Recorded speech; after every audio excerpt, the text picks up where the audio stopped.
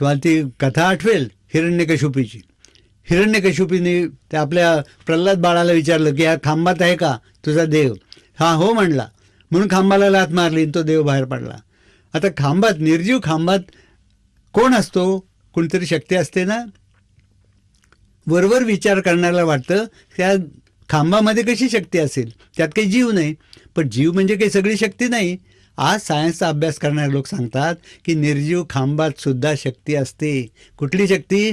त्या खांबाचे जे कण असतात, जे रेणू असतात, की त्या जे रेणू बनलेले असतात त्यातले जे अणू असतात, त्या प्रत्येक अणूमध्ये शक्ती असते. ती शक्ती म्हणजेच ईश्वरी शक्ती आहे. म्हणून खांबामध्ये सुद्धा ईश्वर आहे, म्हणजेच आत्मा आहे. हा आत्मा विश्वंभर आहे, म्हणजे विश्वात सगळीकडे भरून राहिलेला आहे. हे लक्षात घेतलं पाहिजे. म्हणून आत्मा ही अशी शक्ती आहे जी विश्वंभर आहे, विश्वात प्रत्येक कणाकणात